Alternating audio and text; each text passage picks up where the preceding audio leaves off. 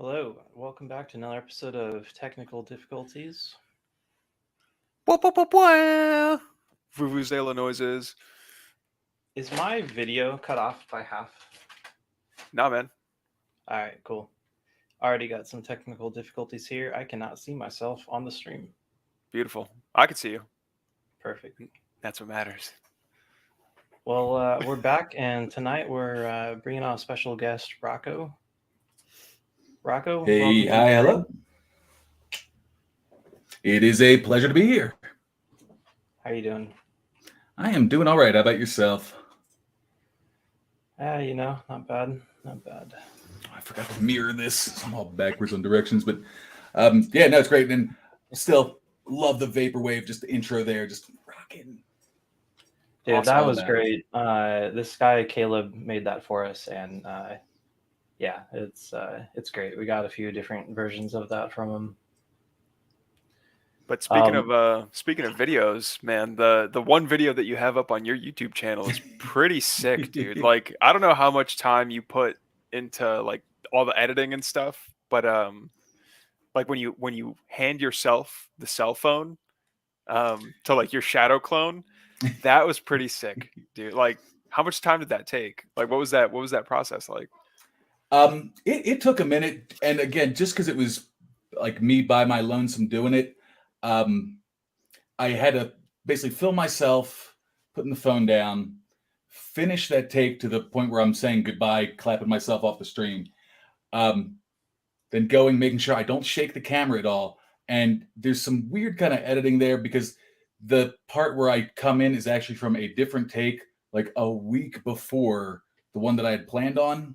So the angle is like just slightly off, but the hardest part about that was kind of masking everything out with the green screen behind it, because I had to like individually frame by frame rotoscope myself out point by point, and all in all, it took probably about a week, but not like a constant week, like 8-hour days, but just the time I'm able to throw in after work, just kind of putzing with it. But so it wasn't like a sit down. It's like, oh yeah, I got this cool skit thought out, and like you get it done over the course of a Saturday. I mean, it's a super polished product. Don't get me wrong. It's but that took some doing. Yeah, a little bit, and it's terrible. I mean, it's because it's just me trying to do it myself. I'm sure that's like if there were people, if I had like an editor and while I was filming it, like a producer and someone to kind of direct, much easier. But like it's so much different because this is the first kind of foray into YouTube stuff I've ever tried. So it's much different than anything else I've ever done, like in like filmmaking or production or stuff. Because I serious like a renewed sense of respect for anyone that creates content on the internet now. Sure, dude, and you came out guns blazing too. Like, hey, we're gonna make stuff, and by the way, drawing with things that like can get sent to you. Like, damn, dude, you came out with like a super hard incentive for people to follow. Is that like? There is a crazy story behind that. I live just outside of Denver, where we have one of the few micro centers in the country. Nice. I am at the grocery store one day, and I'm thinking like, I'd love to get this set up. I would love to get a channel where we just kind of like platforming people that don't have much of a platform, seeing ideas that you don't see every day. Because it was literally, I'm watching, the 85th video of the same kind of 3D printing thing. I've got 5 3D printers. I've seen all the 3D printing stuff there is to see. So I just kind of want to see some more variety. I'm thinking like, what can we do to kind of platform people that you wouldn't typically see 3D printing? Going to the grocery store one day, a dude walks up to me, hands me $100 bill. And I'm like, I didn't drop this or anything. This isn't mine. He's like, no, dude, just take that. That's for you. What? Okay. I'm not one to turn down money, but it's the same weekend Micro Center was doing a $100 Ender 3, like put in your phone number, first time people get I'd never been to the Micro Center before and signed up for anything. I'd gotten SD cards for something, but so I go down there, get a printer. I'm like, I could get another Ender 3, or I could like do something cool with it. So I started like stockpiling all the extra tech stuff I've got. I've got like a bunch of SBCs. I've got a Chromebook, another little mini 3D printer. So I could give all this away and try to like help people out with cool stuff. I like But yeah, it. it was just based off of some dude randomly in a grocery store handing me $100. I'm like, what the? It blew my mind because like, who does that, right? Yeah, man. That's like I don't know. Like, what are your obligations now? Do you have to like kill someone or like what? I don't know. Like, there's going to be someone who's going to call on me at some point. Yeah, exactly. It's like Yeah, what? you're gonna get like a blank business card under your door one day. You know, just a number on the back. We heard you can make things. It's a Well, that's location sick, and a man. time. But yeah, no, it's crazy cool. So whoever that person is, if that person ever sees this for whatever reason, thanks, you're awesome. I have no idea who you are, but cool. Trying to pay it forward. Right on. Nice. So like nice. what kind of projects are you going to turn that? Well, I mean, you know, I hope you got something for yourself as well. It's not all just giveaway stuff. Oh yeah. So the first thing I'm going to do, because the editing process is just a killer on my shoulder, like just because I have poor posture and all that, just kind of clicking stuff. Have you ever seen those things that like kind of macro keypads? I think one is like specifically for photo and video editing. The next project I want to do is basically that, where it's kind of ergonomic and it has everything because, you know, uh, ripple deleting is a shift delete, and then you need a control Z something. They're on opposite sides of the keyboard, and you still Yeah, need your you need mouse. Like hotkeys. it's so I would like to get a macro pad kind of specifically for that. Motorcycle everywhere. Like, Helix knows a couple things about keyboards. I'm oh really? I'm still a Padawan in the keyboard world, honestly. I am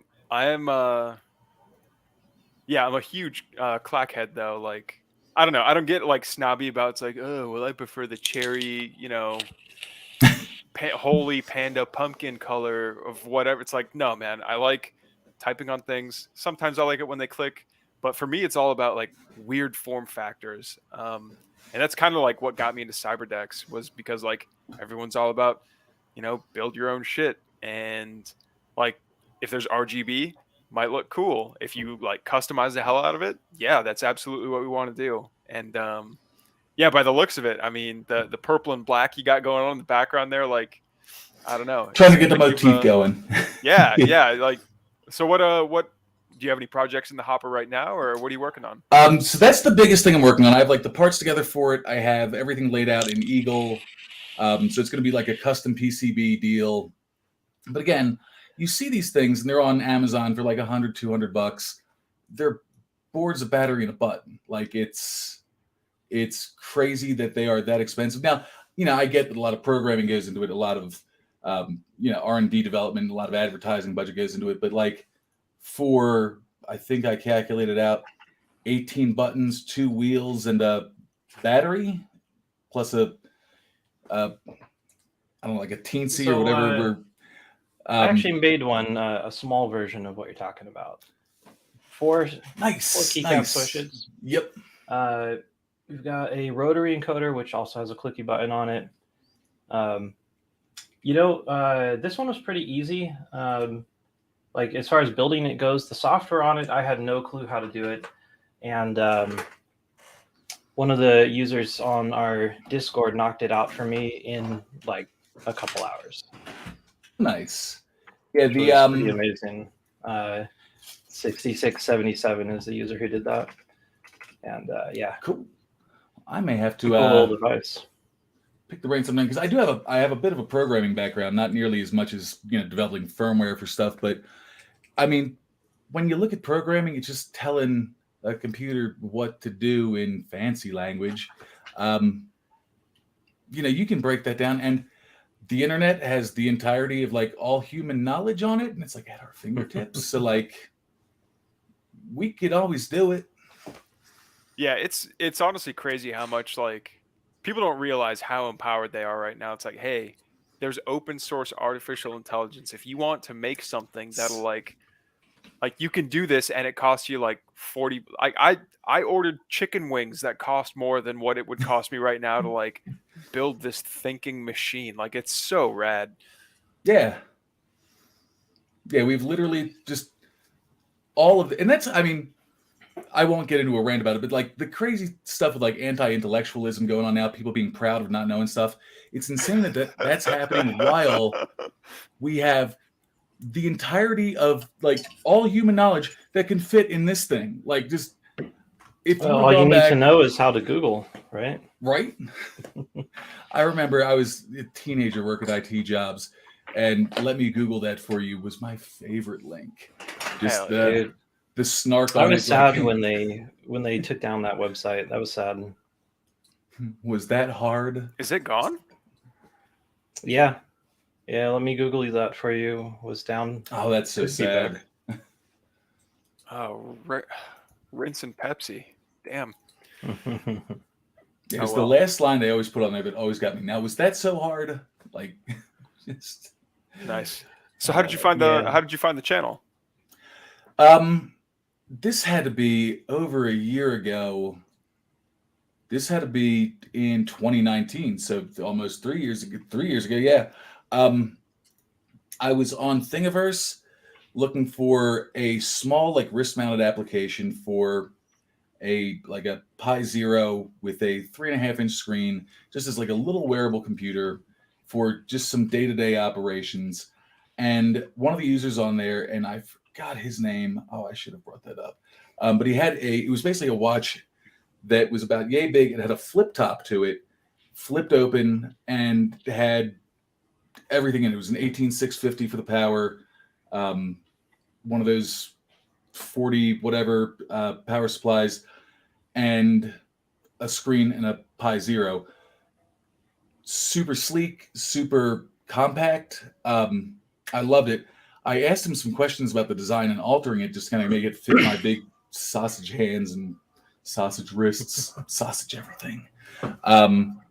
But he told me, hey, yeah, it's, do this, this, and this. You're free to do this, and here's how that works. By the way, Cyberdeck Cafe, come and check it out. Sent me a link, and I've been kind of hanging out ever since. Love it. Nice. Super into the whole like cyberpunk aesthetic, and I love hacking hardware together. And Well, your sausage great. is always welcome here, man. You just spread it around, wipe the smears off, and yeah, you'll be set. I will keep that in mind. I'll try not to say that verbatim. Good. Yeah, and you can always promote your videos and stuff in the group. Like, we actively encourage it instead of every other Discord on the planet where like you can't link to other Discords, you can't promote your projects, your Kickstarters, whatever. No, like show everybody. Like that's the whole point. Awesome. Yeah, and I never know because it's exactly that. For literally every other Discord I've seen or I've been involved with, it's like, this is our project. And I don't want to step on anyone's toe or like anyone's toes, surely. Exactly. Again, And if you're working on I something, hate you're that working on that's the the hard. default. Like, I hate that Yeah. that's the normal now is, get permission to share this cool thing. No, like, that's not much of a community. Then you're Yeah. Exactly. that like now you have to have someone investigate it, go search it, go, oh, I don't know, this doesn't fit our thing. This competes against us. Nah. Yeah. That's not very open source of you. Well, and the competition thing I wouldn't mind. The one thing that I kind of get though is there are some crazy motherfuckers out there doing some like weird stuff. So I get like just the basic, we're going to make sure this isn't just like a video of your dick or something. Yeah. I mean, those people are there's certainly always out that there, risk, but so far our users have been quite good to us. yeah. And literally like everyone I've met on the Cyberdeck Cafe, super helpful, super friendly. Anytime I've had a question on stuff, because I mean, certainly I don't think any of us know everything about everything. I've asked questions that in hindsight I thought are kind of dumb. Friendliest people answering like just dumb stuff that I couldn't think of because it's like I've gone on 2 days without sleep trying to solder something stupid to a jack that's not even connected to anything, and it's wonderful people. I love it. And I think it's because of that fostering of open source, like everyone come together, throw your idea into the ring, and someone here is going to have at least some knowledge on it, and we'll kind of put our heads together till it's done. Yeah, I like the fact that like the default isn't, oh, that's not going to work. It's here's how we will make it work. Like we will have your weird like 3D printed Frankenstein of OLEDs and batteries and cherry switches. Yeah, like you always got to that. be careful. Like, suggesting a new project in the group. Like, oh, should I do this? Because yes, the answer is going to be yes. Everyone's going to encourage you to do whatever crazy thing you were thinking of. Yeah. Yeah, if you wanted a group of enablers, you certainly found it here. You know, I'm all for it. all I glory love- to the components pile. Hey, Is there do you have a favorite component that you like want to include into a build that you have no idea what to do with it yet? Ooh, I've got a few. So this is going to seem a little weird. I've got these myoelectric sensors. I'm building myself extra thumbs because why not? Oh yeah. 'Cause what separates us from the animals? Surely it's Hell opposable yeah. thumbs. Why not more opposable thumbs? And I have them. They're like, it's literally Dude, what if that things could that be will like strap onto your thing and like connect to your skin, like It's the pads, and weapon everything. I'm to like, surpass Metal you Gear. could use these for extra like digits. I have always wanted to have like a hand-mounted or like finger-mounted electric screwdriver. And if you could have those sensors to be able to activate it without having to actually like press a button somewhere, That would be sick. yeah. Super doable. It takes a degree of like muscle control because I've taken that. I mean, I've got breadboards and stuff I've tested things on, but I have hooked those up. They are fairly reliable, surprisingly more reliable than I thought they were if you get them attached to the right spot on your body. Mhm. There was It's like you just slap them anywhere, they're just there. But if you can get them like onto a muscle that you know moves steadily. Are you familiar with Right. hacker boxes? The subscription box that like every month they send you a little box. with, like- yeah. So one of them, they say it's a lie detector, but really they use those myoelectric things, and you can like look at your own EKG on an OLED that they send you, and it's very like dude, this is so biometric. So like you're right, it's absolutely doable. And those things, I'm telling you, they're dying to be taken apart. Like Yeah. yeah, That- and it's just stuff like that I love. It makes you wonder, like, all right, hospitals throw out their tech somewhere. Like, they're not using Gen 1 iPads. So all those Gen 1 iPads are somewhere, and they're just, hey, that's a touchscreen display waiting to get. I Like know what analyzed. happens to those too because I've done some contracts at hospitals, and it is haul it away for us, destroy all the Ye- data on it, but under contract, like you will clear all the data from all these devices. No one actually does. Here's the thing: when you have like a stack of laptops and you give it to someone, and they're like, "Yeah, we need these emptied and deleted." The most you can hope for is that they take the hard drive out of the laptop and like recycle it, use it or something, and empty it. But no one ever does it. They just like put them up on eBay, maybe hit reset, but they don't do like a hard clean. All It's the data is recoverable. frighteningly true. My first ever It is. job was I was a sys-tech for a hospital system in Illinois, and I'd worked IT for healthcare, and that's a huge like life hack. Get to know like a hospital IT guy. I remember we were supposed to just throw out, and this was 2004, 2005. We're supposed to throw out all of these like flat screen 15-inch monitors. Yeah. I threw them out into the trunk of my car. Yeah. It's like- but yeah, they were like, yeah, put 40 monitors in this trash compactor, and like, Okay, Hey, for bro. all the tech recyclers out there that like to get free stuff, drop by any office building, high rise, 10, 20-story building. Yep. And right next to the mail department is trash cans and a spot where everyone piles up their office chairs. You want a nice steel case, $1,000 office chair that's slightly used. It'll be sitting there, flat screens, a bunch of internet connected devices like XM radios, stuff like that.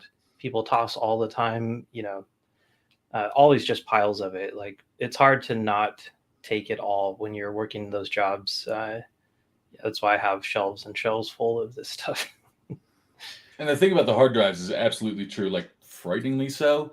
You can go onto like Craigslist or eBay or whatever, pick up some hard drives and just do some data recovery if you have like any forensic data tool or data recovery tools. It's always kind of fun. Yeah, fun little game to see who had the hard drive last. Yeah, there you go. The and something else, like I don't know if you're a data hoarder like I am, but I'll try to find the most like obscure. It's like, oh, here's 17 hours of Kmart music from pre 1990, and it's like, it's just the looping 1.5 hour. It's like, attention blue light shoppers or whatever. Like, I don't know why I have that on my hard drive somewhere, but I do. So like my need for storage is infinite. The more I find like this obscure stuff, but yeah, I'm definitely gonna have to check that out. Yeah, I'm a data hoarder in recovery. I try not to. I still do. Yeah. Because what if Yeah. I need that one file that does one specific thing that I only needed once for an install of Windows 3.1? What if I need that? Yeah, dude. You Well, never know. just data corruption's a real thing. Don't forget, you need to power on magnetic hard drives once minimum every 2 years. The magnetic bits will be refreshed and repopulated. If not, they will degrade. So for all of you that have hard drives in the closet, you're like, here's my backup from 10 years ago. You'll be lucky if 80% of the data is there and it's not corrupted. That's wild. It's true. Yeah, so always power them back up. They don't even need to boot or anything. They just need to be powered back on, and the hard drive will take care of remagnetizing the drive. That's cool. So Rocco, have you already started your like conceptualizing a deck build, or are you more of like just hanging out, looking at people's builds until like inspiration strikes? I have a couple in my head that are kind of like to purpose. And I have like some of the like hardware components, software components planned out. I don't have anything built for them yet, in the sense that I don't have anything constructed specifically for it. I do have, if you see behind me, there's rollout doors.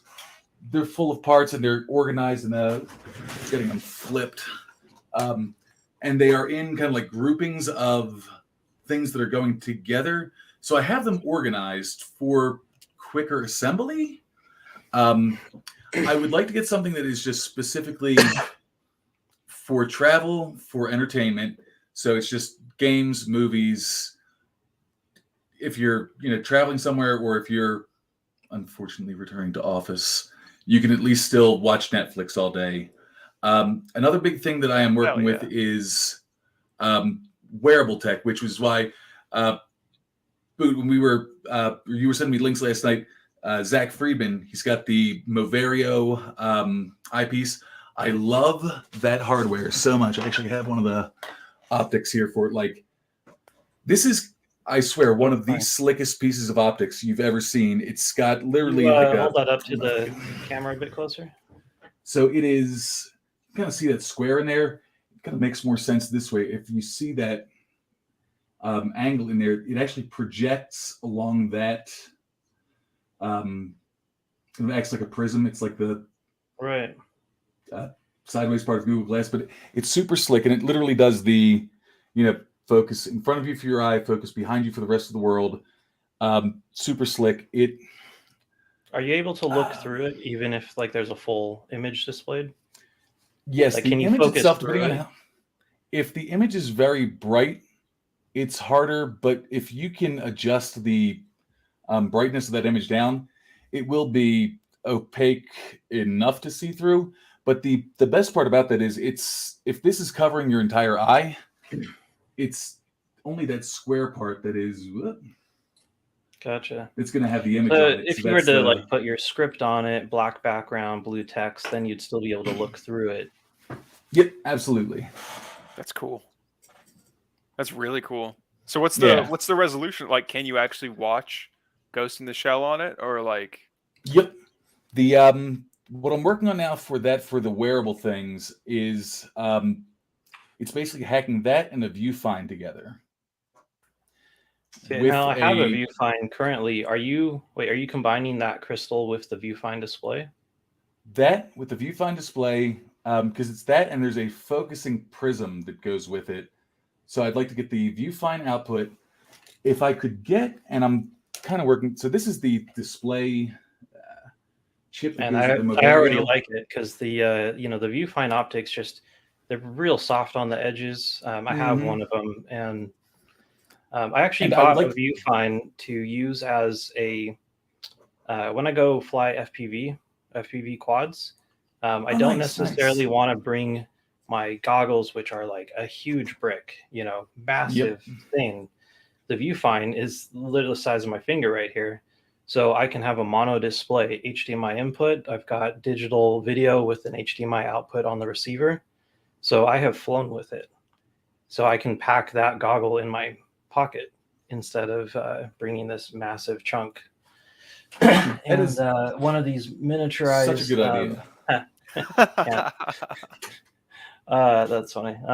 Miniature controller. So between that and the Viewfind, you have a very small loadout. Um, very easy to carry that stuff in just a small bag, couple pockets, So if cargo it's pockets daylight out even. though, how does that affect how well you can see what's in the viewfind?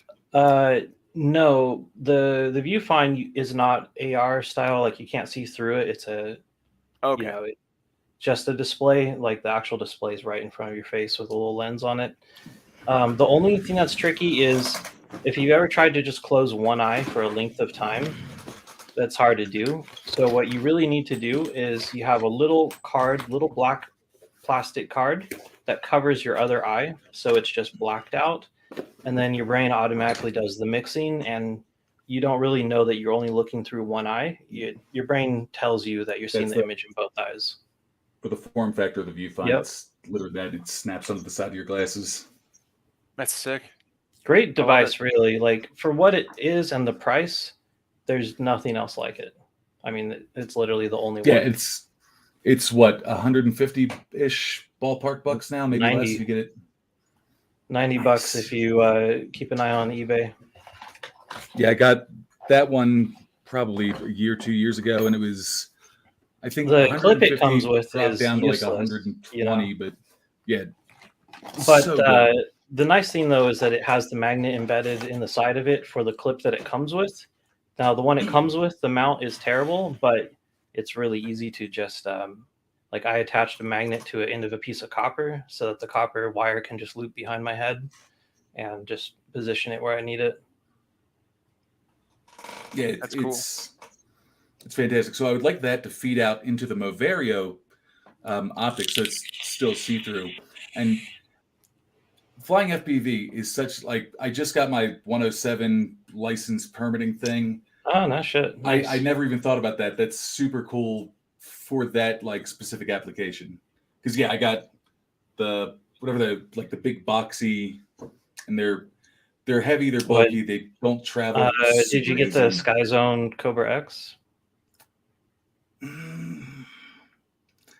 I don't believe so. It was like a it literally looks like just a large box. It was something like $100 off of AliExpress. Okay, probably the Eachine like EV800s.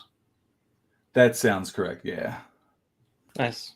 Which they're nice. I mean, big bright display, but bulky and heavy. Which So you got your if 107. you're, You gonna try and pick up some corporate jobs? I would like. So I got it. I got it kind of on a whim, because I got. Well, I got. It's a weird story. I got two drones. Kind of. One was for free. I had been looking at them. I was thinking, like, I'm going to film this kind of thing for YouTube. I have my dog kind of in there doing weird stuff like dog Russian roulette with Playing chocolate poker. and- Yeah. yeah, and just trying not to drink Drano. Don't drink Drano, buddy. But Got I my say, like, I could Cyberdeck take him out. Cafe branded props here.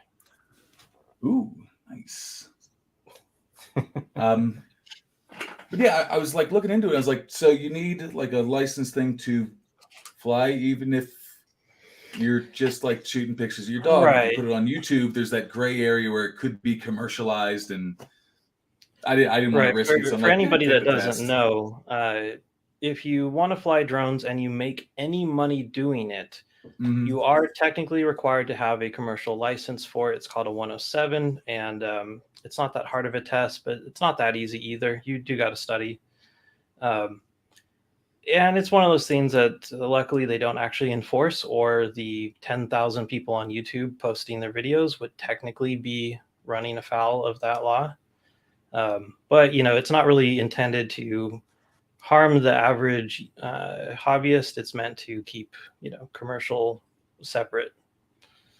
I am planning on getting it myself. I haven't started the studying for it yet. Done a couple practice tests here and there, and it's interesting. It's a lot They of give useless you that data for booklet. flying drones. So it's like if you're an That's the actual weirdest pilot of an part. airplane or a helicopter, like The test is all like flight information, and they do give you like if you can read the booklet, all your answers are going to be in the booklet that they give you for the Right. test. It's like open book that they give you. But I think I can literally see Buckley Air Force Base from where I live, Air Force / Space Force Base.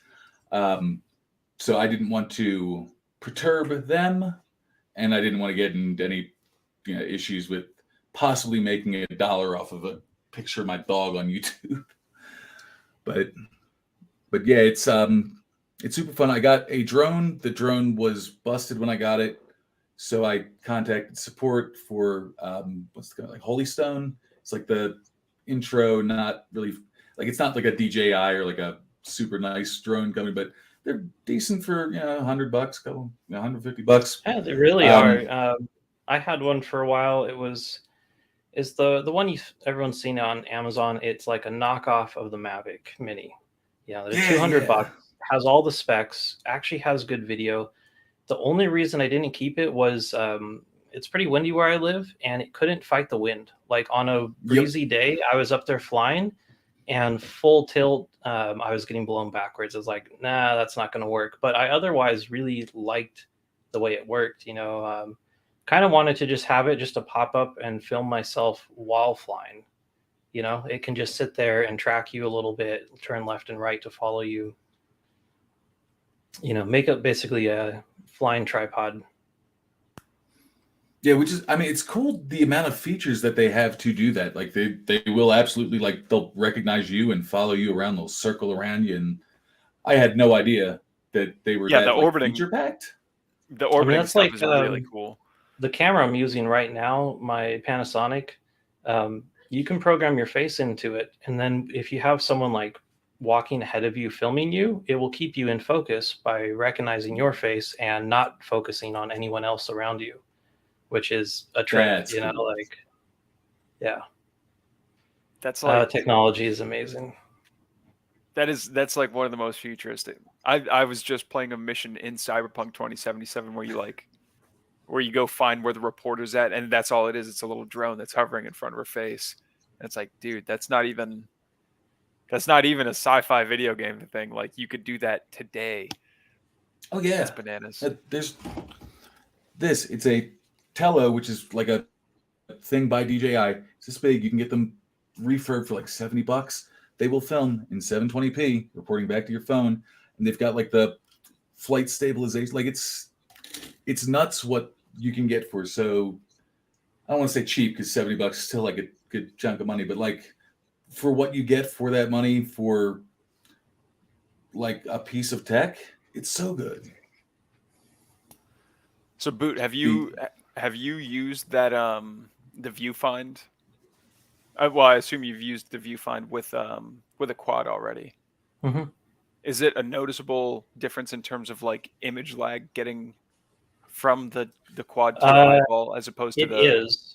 Is it? There's like, I'd say it's an extra 50 milliseconds or so, which is enough to feel, but only barely, and only when you're going really fast and flying like proximity. If you want to knife gap through a small opening somewhere, it's scary. You know that you have to do all of your maneuvers before, because what you're seeing is lagging out. You've got the lag on the Viewfind itself, which I think is 50 milliseconds, somewhere around there. It's been tested by someone else. And then you have the lag in the video system. Luckily, the video system I use is very minimal. It's about 30 milliseconds, pretty consistent.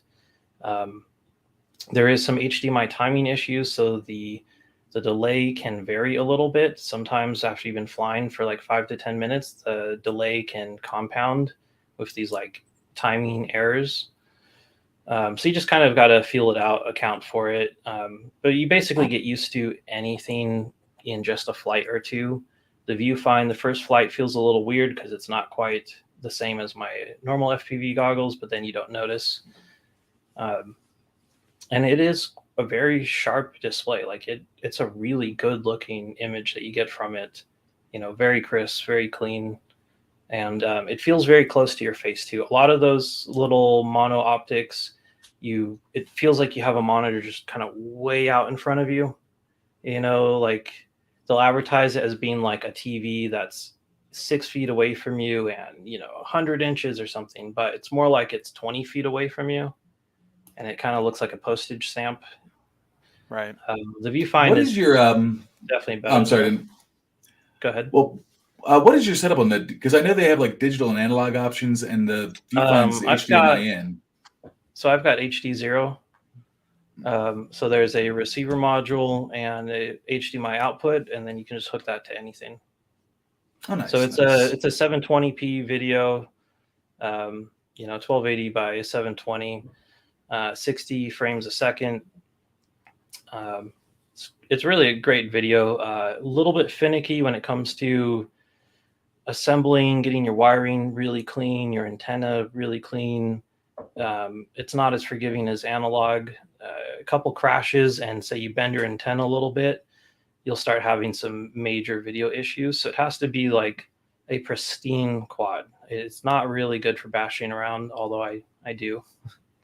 But yeah, no, really cool video system. Like $250 for the receiver module and about $100 for a camera and VTX combo. And they've got a lot of different products for it. I mean, I am a fan. They even went open source about a month ago. So now they've changed compilers for their firmware too, so that it's a compiler that is, I don't think it's open source, but it is freely available for the new one. And they're working on releasing each piece of firmware with a open source version of it.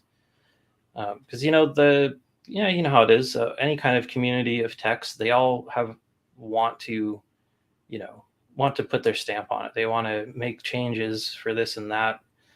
And instead of them trying to accommodate all of those requests, they decide let's just make it open source. Let's let the people, do what they want with it, which really is cool. And they also sell their chips to other companies. So if you wanted to make your own custom receiver or transmitter, or even use it in a different application, like this idea of using it for a wireless HDMI connection keeps getting brought up.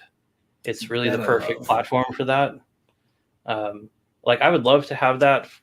I've done installs before where I had to run 150-foot HDMI cables, like several of them to different parts of the venue, so that the projectors could all be showing the same input.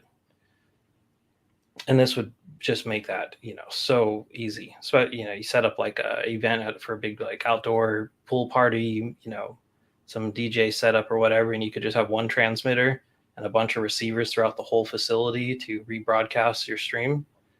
So there's a lot of cool possibilities with it. Like I'm looking forward to it when they, get the firmware up and in a state where you can really edit it. I want to get rid of all of the OSD elements. I like having just a nice big clean empty screen instead of like, I don't care what the antenna strength is. I can see the static. If it's bad, there's static. Like I don't need a bunch of bars across. It's probably more helpful to see than to see that, right? Yeah. It's a, cool platform. Definitely like it for FPV. I definitely wouldn't suggest anyone buy it though, because it's still very early. Like, they're a year into it and I'd still call them a beta product. There's that, but there's early adopting. Get to know it early. Get the knowledge set of the product while it's kind of growing up, because there's something to be said about. I know a lot of people give like the Ender series of 3D printers flack about that, where it's all open source and they're expecting their community to do a lot of the legwork. But I mean, I think that's how you can kind of best learn how to work something, just by getting in and getting your hands on it and kind of working with it as it evolves. Yeah, exactly. Yeah. I mean, that is. I think that's the way you'll learn the lesson best, but maybe not necessarily the fastest. It is nice having documentation for things that are like built and people have like, some poor tech writer all out there already put the 60 hours into like, documenting it on the GitHub or whatever. But no, you're absolutely right. Like, especially in this community, if we're making our own shit 90% of the time, like, yeah, we will just figure it out. If we want to like complete this hobby bad enough. But what can you? So, is it possible to record? If you're getting an analog signal to your optics, how hard is it to have something in between that's like recording your footage? The device I'm using right now for my video, it's a pass-through capture card intended for capturing like Xbox or PlayStation gameplay. Mm-hmm. So it passes through with absolutely no lag. Nice. So it's basically just an HDMI duplicator. One feed goes out through USB and the other one goes out through HDMI. And yeah, so I can hook this up in between my HD0 receiver and my goggles, and I could like live stream or record the flights. It has onboard DVR recording though, so there's no need if I'm just recording it, but I could live stream it, which I intend to do sometime. Does the OSD stuff get captured on that, or is it just like everything? Raw feed? Everything would be seen. So you could turn off a bunch of elements if you wanted, put them on a switch so you can turn them on when you need it to check and turn them back off, or just have them on. Yeah, it's pretty fun. And you can do that with analog as well. You would just use a couple converters in between, or use a analog version of a capture card that has pass-through. So how long have you been flying? About a year and a half flying acro, and about 8 years on and off flying quads in general. Nice. The old ones just weren't very capable. Pretty much just would buy something that's stock off the shelf, rebuild the frame with carbon fiber tubing, and stick a custom camera and VTX on it. Basically, like order off a Banggood, like the raw bare chip, and some camera that was meant for like a pinhole spy camera in the 90s. They weigh like 1 gram and are these tiny little things, and just kind of cobble it all together. But the new stuff is definitely a lot more impressive than what I started out with. My very first FPV goggles were the MyView video goggles intended to use with an iPod video, or the iPod that had the color screen. It had analog output, so you could watch like a video in goggles, in its glorious like 370 by 230 resolution, postage stamp this big, real far away from your view.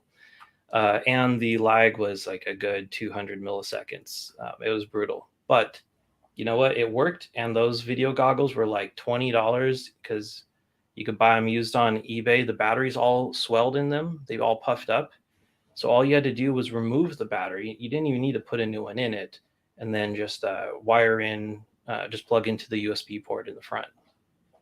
How long did they last you? Because I know that MyViews, in addition to the battery swelling, I know hacking this because I've got some of the optics for them around here pretty cheap. They would have an issue where they would, like, the actual chipset themselves would just stop working for like mysterious reasons. It's entirely possible. They're pretty badly made. Like when I took mine apart to work on them and investigate it all, they were pretty hacked together, But yeah, no issue. I actually still have them somewhere in a box. My original intention when I got it too was I wanted to split it and make it a mono output. And they're actually perfectly capable of that because the way it works is it has two distinct circuit boards on each side, and you can just remove one half of the circuit and it all works still. And they also have a pass through. When you're looking, you look through the display, but then just to the inside of that is like sort of a tinted lens that actually lets you see through, so you can see ahead, see out and do stuff with your hands, and then just refocus and look at the display. So they're an impressive product, like $600 new, and then all ended up on eBay a year later when they all died because they had a bad battery, like a defect in the hardware. You can still actually buy them on eBay. They're still around. I wouldn't recommend it. They're not a good image. Yeah, and the because like I said, I've hacked a few of the optics themselves too are very delicate. The boards themselves, they will just like if you look at them the wrong way, they will stop producing a picture. I'm not huge, and I'm not one of those like snooty, ooh, Android only or iPhone only, but I don't have a lot of like eye equipment, and I don't have a lot to like test it with. But just removing the lens part or the optic part can damage the reflective surface that it actually reflects off of that goes back into your eye. So they're nice, but just you got to be super careful with them. Yeah, that makes sense. All those coatings, all the semi-reflective mirror surfaces. Mm-hmm. Which I don't do know how have much of that's due to their age, because they're getting up there in years too now. Yeah, that's a good point. I was actually just looking at some new video displays, like video glasses. I don't remember the name of the product. It just came out though. They kind of look like Ray-Bans, and have a pretty nice image, and they're like $400-$500. So like a lot cheaper than some of them I've seen, and a much better image than the old ones. Yeah, I think I know the ones you're talking about. It's been making its rounds, getting advertised on Facebook and stuff. Like they're pushing it hard right now. I think we all got the same videos in our YouTube feed recently. Which I mean, I do think they should be pushing that kind of stuff more. I don't see enough because I get AR is kind of making a push right now, and AR as much as it will ever be AR. Although those contact lenses that are kind of coming around, where they're working on they've just got them to where they're powered. They're in your eye. It's monocolor. They look all right. I would like to see how those kind of pan out, but true AR. I don't know. It's always looked. Were you talking about the contacts with the display? Yeah. So they didn't release the resolution of it, but they released the pixel density and the size of the chip, and I was able to work out that they are 76 by 76 pixels. Ooh, mother of God! Which is pretty damn dense for something that's literally a contact lens in your eye, floating on your eyeball. Yeah. That's single sick. Color, but 76 by 76, that's enough for a bunch of text. Like, that's more than more than the first laptops had for a display. Yeah, definitely. Yeah, I think certainly that's the use case for them. They're just trying to get you text notifications, maybe like a step-by-step direction thing. Like it's not. Well, and it's taken them a long time to get that far. I think their goal is to get up to around like a 400 by 400 pixel, and multicolor, like full color or at least something close to it. Shit, that's better than the original YouTube videos. Yeah, really? It's better than the 144p. God, those are terrible. If you try and watch one of those now, and you're just like, why did we even bother? Hey man, eBaum's World is a gem. Don't you go there. Newgrounds, more like holy ground. All right, leave it alone.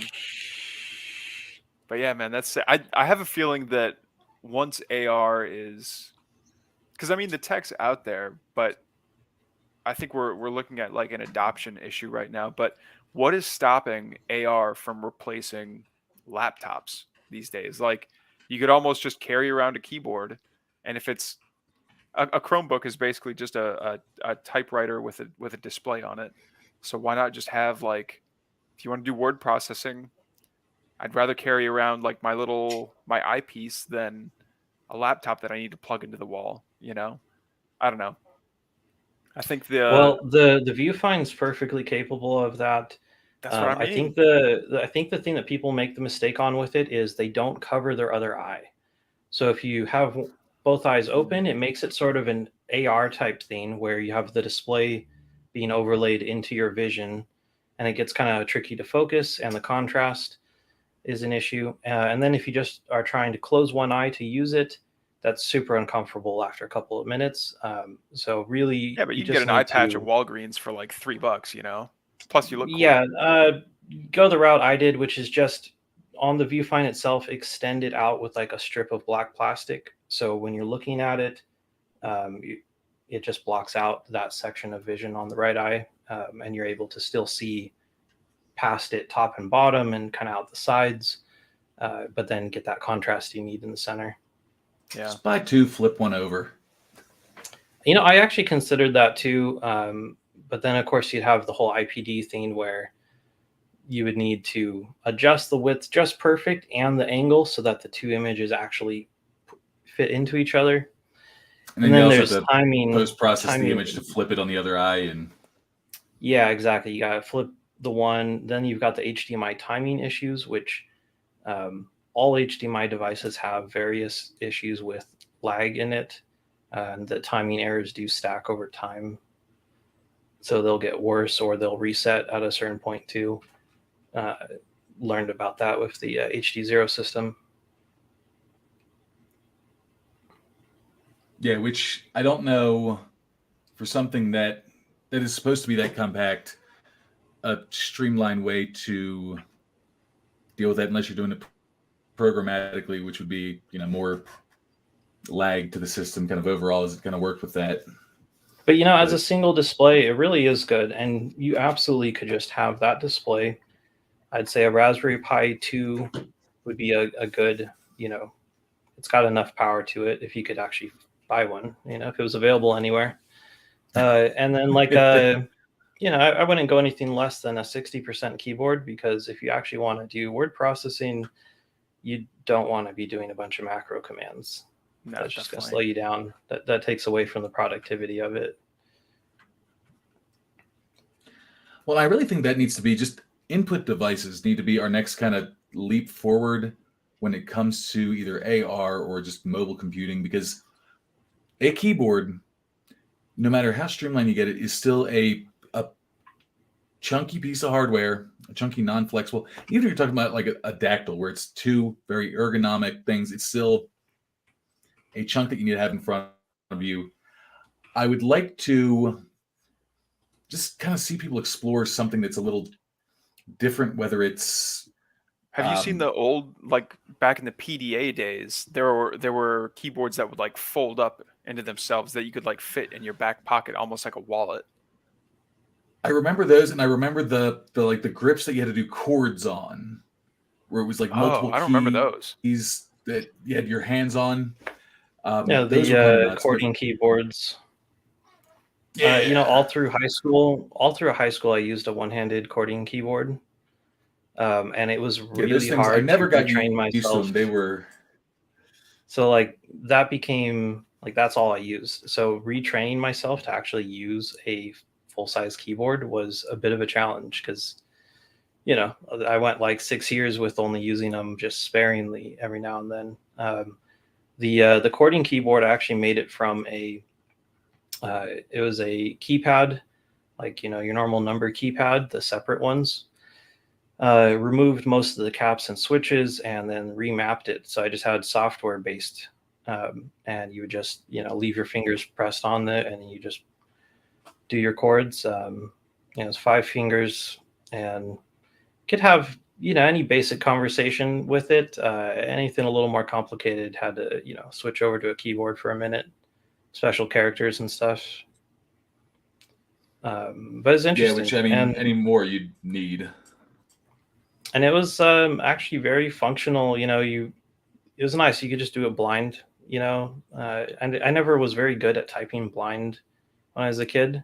But on the cording keyboard, there's nothing to look at. Your fingers are already on all the switches there are. That's really cool. I've never actually tried a cording keyboard before, but I mean, yeah. you'd probably hate it, right? Because it's like the opposite. You know, 5 keys instead of 180. Yeah, yeah.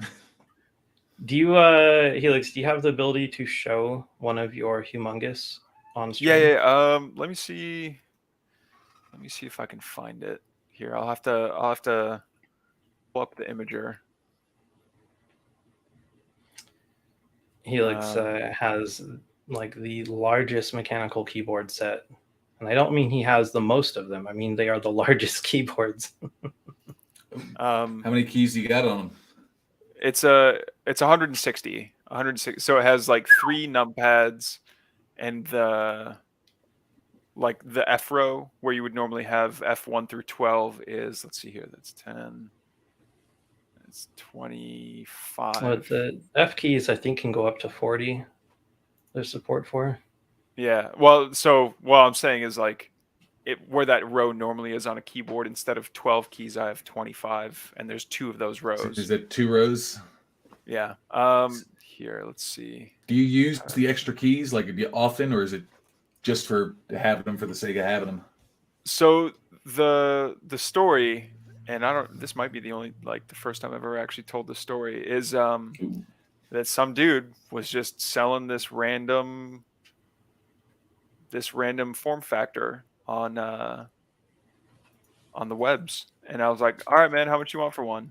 He's like, I don't know, because I was pretty new to keyboards at the time, and I'd never heard of 160%, but it was just too ridiculous to pass up. It's like, give me like $100 for it. I'm like, all right, cool, whatever. And the more I researched it, the more I realized that how do I share my screen? Is that possible? I think towards the bottom on that row, there's a share option. Screen. Okay. Boom. Wait. Share entire screen. Yes. Okay. There we go. So there's the Mark I. And these caps in the middle are like reflective metallic.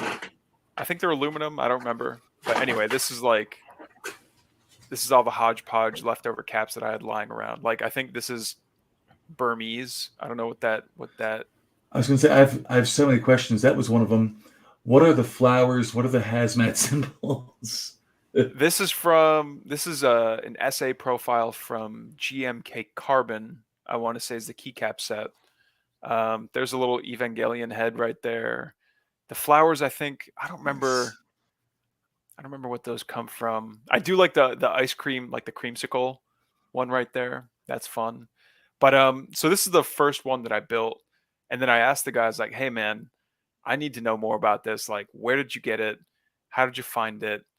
Like, and when I took it apart, because I ripped out the guts and replaced the controller with a Teensy, and like on the silk screen of the PCB, it says, oh, this was manufactured by Access IS systems or whatever, and it said 2003 or 2004.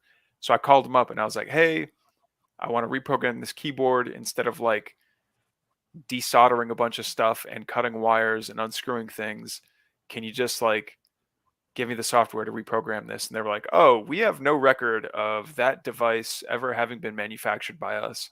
And I showed them pictures of like here, let's see if I can. I don't think I took any pictures of the. Also, that top row is bonkers, where it's like federal government residential expand location. Yeah, right. So we think it was for a call center. There used to be like a 911 button. So it was an operator's keyboard. Yeah. It was literally an operator's keyboard. But yeah, so I talked to the guy. I'm like, look, man, I think you have like a one of a kind thing going on here. And he's like, yeah, maybe. And so of course I was like, all right, how many more can I get from you? And he's like, you know what? I'll give you the rest of them. So I think I might be the only person on earth that has this particular keyboard, of which I've only built 3. I've only like rebuilt 3 so far. But I just got the name. the humongous keyboard. Humongous. There we go. Yeah. Oh God. There we go. Oh yeah. Did you end up using the stencils? Yeah, I did actually on the Mark II. I want to say. I don't have pictures of it. Oh And no, that was so long ago. I've just barely even remembered that. Yeah. Yeah, cut out some vinyl stencils for it. I might actually, yeah. No, this is definitely stencils. I was gonna be like, can I turn this into a sticker and turn it to like a decal kind of thing? Because the Mark II was more of like a vaporwave, like bright cyan and like pinks and purples and very like Outrun colors. But I need to go back and revisit that and touch it up a little bit. But now that the RP2040 chip supports QMK, like it's 8 megabytes of flash, which means that I can finally build the Bible Blaster macro, which like at the touch of one button, it'll type out the entire contents of the Bible into whatever chat you're in. Or, you know, like that's the thing with 160 keys. Like I'm not only can I like program every key, like every key code that's in, you know, F1 through F24 and every symbol you can imagine. But now it's like, all right, I should probably have it run like useful macros. And I'm going through all the things that I know in PowerShell. It's like, well, is this something that I need to use every single day? No. And that's the thing. So now I'm stuck with like 40 extra keys that are just like sitting there looking pretty, which is nothing wrong with though. Like, I mean, at that point, I think that's I what would I have. just like dedicate, like, you know, have a bunch that you use for OBS, some that you use for Twitch, you know, just have all of your stream keys laid out, and like maybe a map, you know, like maybe print yourself a long chart that has a list of what everything is that you can reference, you know, stuff you might not use too often, you might forget. Yeah, I thought about doing that too. So by trade, I'm a pen tester, and that like the fact that you can do different layers on your keyboard was really interesting to me. So like if I hold down one key, and like you said, I was going to make myself like almost a menu where it's like, God, okay, did you put layers on a 160 key keyboard? you better fucking believe it, my friend. 32 layers, no less.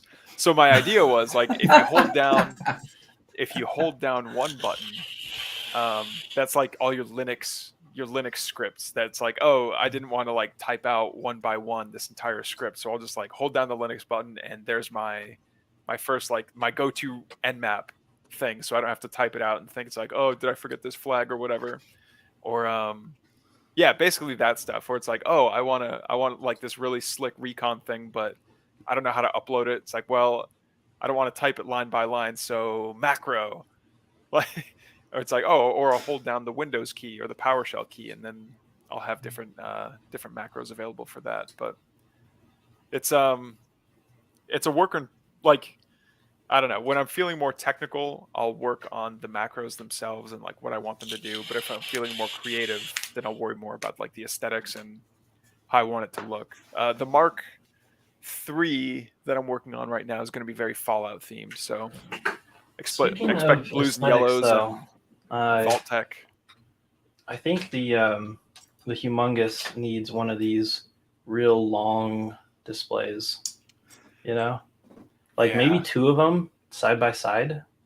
So I think like right above the F-row keys. Here, you know what? Let me drop the link for this gallery in the chat so that people can point and make fun of it.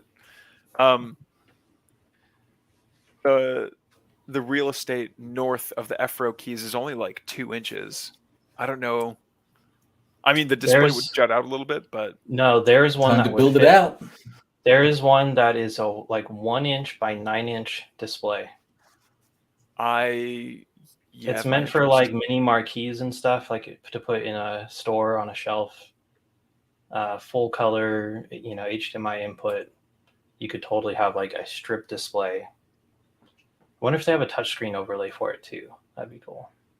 That would be cool. I've always That wanted would to be have cool. one. Like I kind of want to use this one so that when I am editing and stuff, I could have like the timeline just be here, have that element, just so you can just like click and drag and scroll around that way. I was gonna say, is that the touchscreen version of Yeah, this? this is the this one is the wave share. Really a nice image, like really actually pretty impressed with it. Plus, it's got these buttons on the back, which you can't see because everything is glitched out. But it has two buttons on it. These buttons are the most important thing ever. It lets you rotate the display and the touch panel without having to do that in software. That's cool. So if you want to run vertical or nice. horizontal, you just touch the button and it flips it for you. Because getting your touch screen to line up with your image orientation as well is really difficult. And on a Raspberry Pi, when you rotate things in software, you lose 3D acceleration.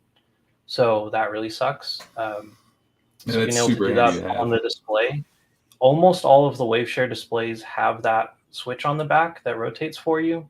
All of the knockoffs do not have it, which is why I usually recommend that brand over the other ones. They do cost a little bit more though, so you pay for that feature. Have you seen on the new MacBook Pros, I want to say, they have like that Genius bar, and it's exactly that. It's like a touch Yeah. thing. Didn't they already phase that out after they tried it on like one version? I have a friend that has it, and he loves it, I guess. But I mean, that part has to be out there somewhere that you can get. That's true, the actual panel itself. But you know, if you did just extend the plastic, like kind of make like a little fake plastic cap that like clipped onto the top of it. Yeah, that would be cool. On my Model F keyboard, I was thinking about just getting rid of the whole F row because it's like the exact width and it just extend the opening, like desolder all the switches, which would leave me enough room to fit this thing, you know, right down in it because it's about the same height as a mechanical switch. Oh, nice. But then again, I just don't want to actually cut into it or change it or anything because I'll never find this one again, at least not for a reasonable price, you know? That's another reason why I'm like so hesitant to put any other hardware on the humongous keyboards. It's like, that cuts there permanently. Just like make it clip on, like have like a bottom plate that sits under the keyboard, maybe some Velcro or something, and then have your, the top section attached to that. Yeah, that's what I was thinking. Either that or just like a shelf it could sit in. Is that the Humongous your everyday driver? Like, is that what you typically use? No, I use a Melody 96 as a daily driver. It's let's see if I can. That's like for my Model F. I really like using it. I love the way the keys feel on it, but it takes up too much. It's my entire like cutting surface that I have as my main like work surface. Yeah. I just don't have room on my desk for it, or I would actually use it every day consistently. So like right now, I use this guy. That's cool. Get That's past pretty sick. Cheap keycap set. It kind of looks like Nintendo characters and stuff on it.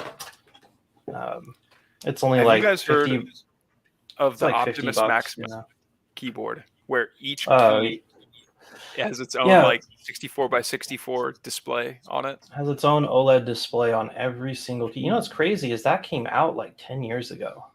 Yeah. Like before anyone was doing anything with micro OLEDs.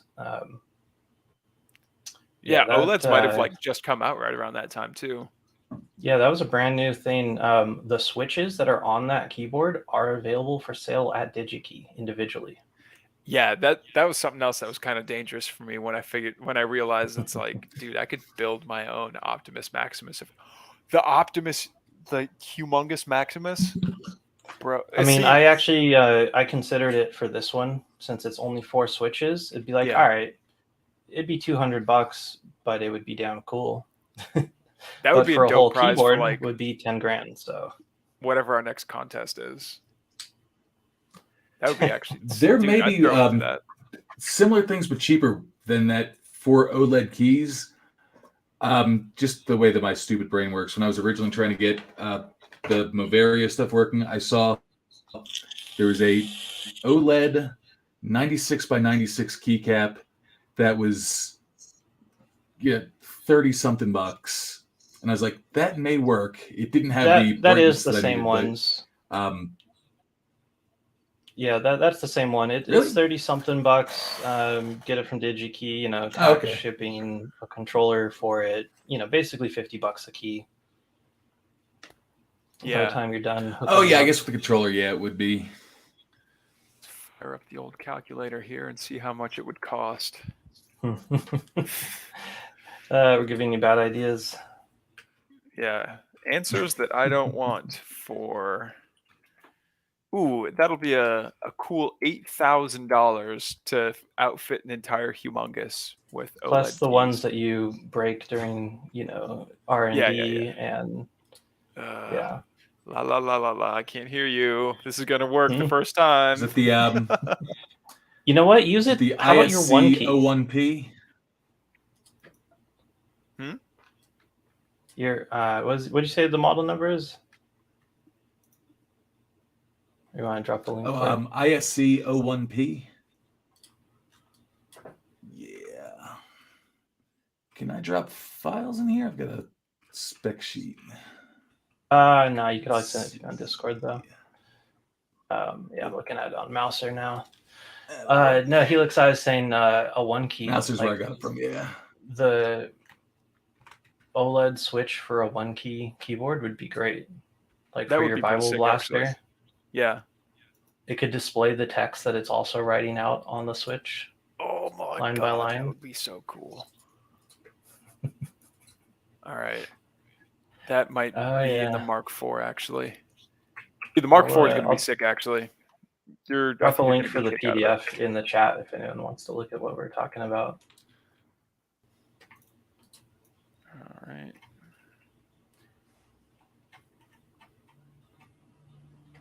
Yeah, pretty cool.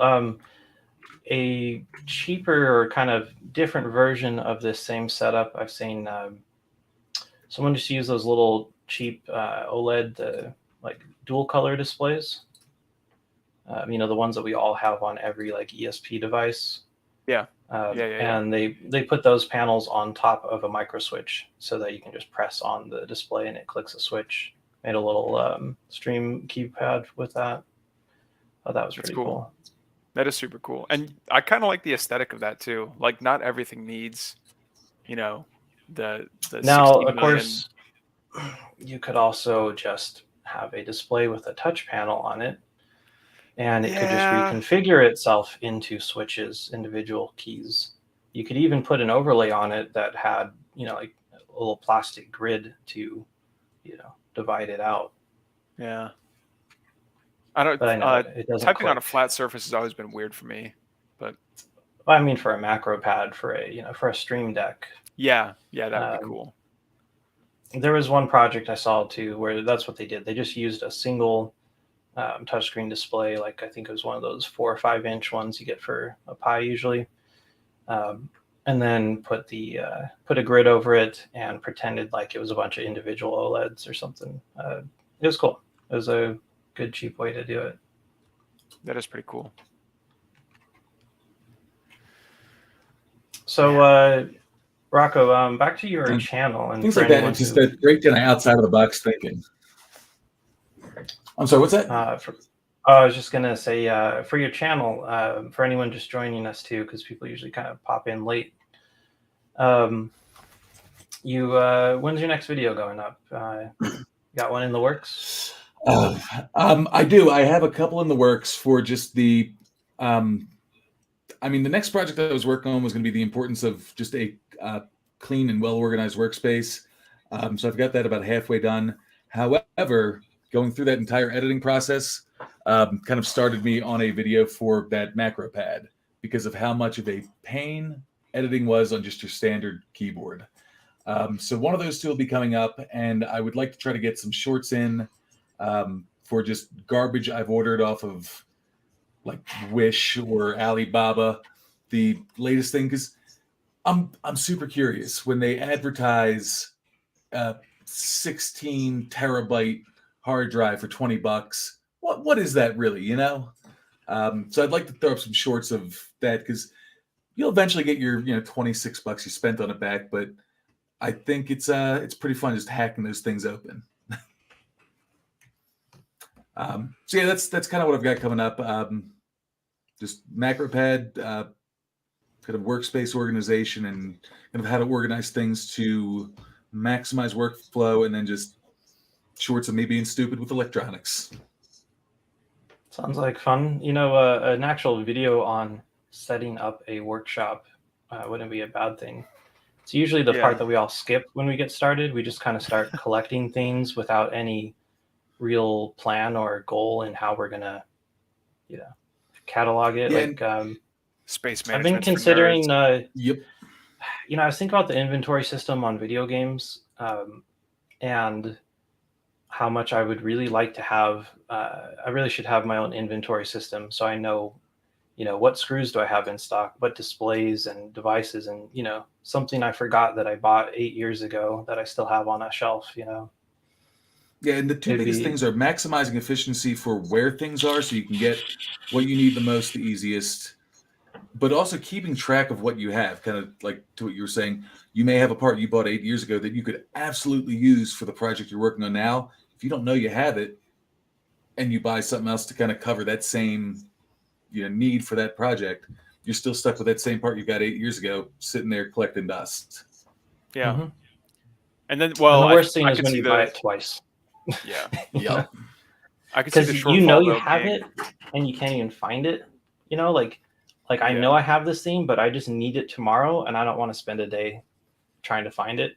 But how many people are actually going to track when they use something out of their parts bin? Because the inventory works both ways. Not only when you restock, but when you're like, well, are you going to count how many M2.5 screws you used for your Raspberry Pi? yes, because when I build I a agree. project, I usually try to actually do that, because it's hard to make a bill of materials if you don't keep track of what went into it. Yeah. And you should. There are things that are like the M2.5 screws where if you have them and they are bulk parts, unless you know you're going to be using 4,500 screws for your next project, it's just making sure that you have whatever the adequate minimum of is for that just at any given time if you are working on things constantly. I mean, it's the kind of very basic parts like screws, fasteners, connectors, wire, things like that. I tend to keep just a bulk.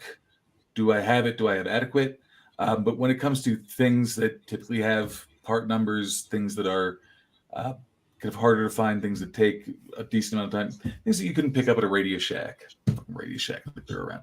You couldn't pick up at, I was going to say Fry's. They're not around here either. Micro Center.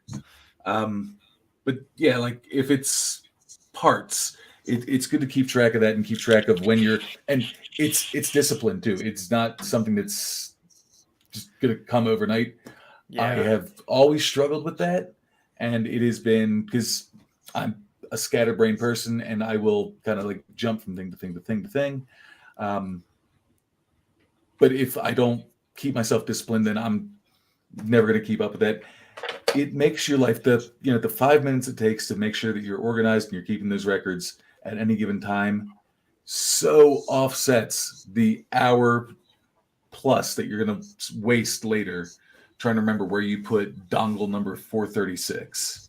Well, absolutely, especially when you have enough crates and totes to fill a whole house, and that's all inventory, which is fine.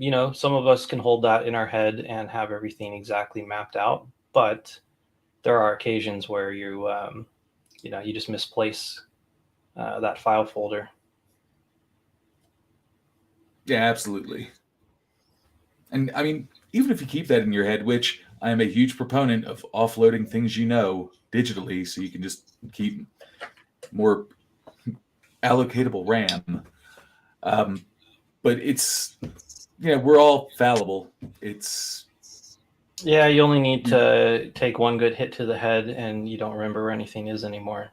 Yeah. Yep. But no, that'd be a really cool video idea, is setting up your own workspace and because I think a lot of people, definitely not talking about myself, have just like, today's this project. I'm going to dump all the parts that I need for this project right in front of me, and I'm going to use all of them until the project is done. And then you end up with your quote And now unquote you have spare two parts. projects on your Yeah, desk tomorrow when you start the next one. exactly. And then you're just stuck in the valley of projects. So let's take it a step further. How about with the heads-up display having a QR code and a camera? So when you walk up to a box with a QR code, it could just display your list of inventory in that box. That would be sick. Yeah, I mean, That would be well, cool. hell, you could do that with your cell phone, Just you I just was need to thinking QR code everything along those so you lines can of open links. RF. But yeah, QR code would be nice for the kind of AR aspect and just have it pop up right in front of you. Mm-hmm. Especially if it actually gave you like you could just like virtually scroll and had images of, like snap pictures of that box as you're piling it full of things, 10 layers deep, and then just be able to actually pull up an inventory like that. Yeah, none of us are going to take the time to actually do it unless it's easy. If it's available as an easy, an app, but isn't full of ads and bullshit, Yeah. And So I that's really like the way that the Home biggest Depot thing does is it. just yeah. They just have like a 3-letter designator for whatever part that they're looking for. And then I have one of those, let's see here, looks like it's 6x10 little organizers with those plastic pull-out drawers almost. And then like all you need to do is have your 3-letter designator for whatever it is, and then pull up a spreadsheet. It's like, oh, in this one I have my female to female DuPont connectors, or in this one I have my, whatever the hell. Granted, QR codes and RF are way cooler. What was the thing but called? It was a scan cat. It kind of looked like a pink dildo, and it had a barcode scanner on it, I remember what you're talking USB. about. Yeah. Yeah, I used to have one of those, and I used to have barcodes on everything in a similar fashion. I might be thinking of the wrong thing. That's not the thing that went on your finger, was it? That you could use as like a No, but there is one of scanner? those too.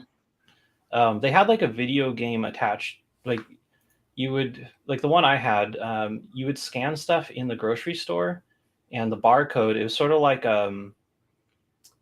basically different random barcodes would unlock like characters or skins or it was kind of like this weird like Tamagotchi type toy that would scan barcodes, and you'd randomly earn things by scanning code. It was weird. I don't know why it existed, but You guys need to go to scancat.com right now and tell me what year you think that website is from.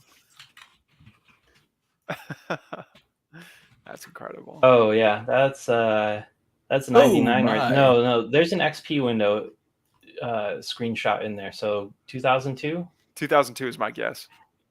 Check out our Yeah. video tutorials. Hell yeah. Oh, Totally man, not that's what you're talking about. But no, I remember that. And it even had great.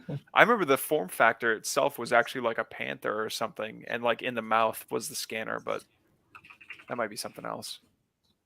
Dude, you know what I don't think anyone's brought up yet in the cafe is those barcode scanners from like a store. It comes with a display. It has like the rubber buttons for a keypad, and it's in the shape of like this point and shoot data blaster thing. Like that would actually be kind of a cool form factor. We've talked about it a little bit before. They usually run Windows CE or an old version of Android. And, as long as the software you want to run can run on that platform, you're good. Otherwise, trying to like, add a new controller to the matrix that is built into that keyboard is kind of, that's a hard project to get into. I just want like every time I pull the trigger, like as I'm playing Doom on this price checker, I want it to actually pull the trigger in Doom, But I found the theory thing you're I was talking talking about. It's called Scanners. It's Radica Scanners. That was the toy. It's kind of looks like a Digimon type of thing. Oh yeah, I think I have seen these. They look familiar. It was pretty good. You could also battle other people with it, but like I knew like one person that had another one. I was gonna say, hey, You now know? you're talking about having friends at that point. Yeah, I know. That'd be nice. This is sick. I remember those were a little after the time I would have had one of those, but I remember being kind of a grown ass man and thinking those were cool. Like, Dude, Gigapets are a lost treasure, I think. Like you're never too old to have a Digimon or a, they're still some coming out with other- new Tamagotchis. Did you know that? Dude, Really? yeah, but the new one, it's all app. It has a full color display. The graphics on it are amazing. But Oh, ew. all of the interaction has to take place. You have the device, but you also need to hook it to your phone. It's like Bluetooth and an dumb. app, and Dumb, try to get takes you- away the dumb. takes away the charm of what was a Digipet, you know? like if you want to feed your pet, you can buy in-app purchases to buy new things. Of course, for that's what it is. Yeah, That's it's such pretty bad, trash. and it's like $100 too. Oh, Yeah, definitely that's- takes away that's from. You know what? They too didn't much make and that too for much. kids. They made that for adults that want a new Tamagotchi. Yeah. Think about it. What kid's going to have that and actually use it now? That's for the adult Tamagotchi fan right Dude, there. monetizing nostalgia is like, oh yeah. yeah, that's That's such I'll a bet you that's- cyberpunk thing. Like, yeah. how long until we have ads in our dreams? Let me ask my Ren and Stimpy T-shirt. Hold on one second. Like, yeah, absolutely. I actually just saw that episode of Futurama. Oh yeah, Lightspeed Underpants Lightning, or something. Lightspeed briefs. Yeah. Yep. Lightspeed briefs. And by the way, the new, I don't know, man, the new Futurama that they say that I don't know that it's a reboot necessarily, but What again?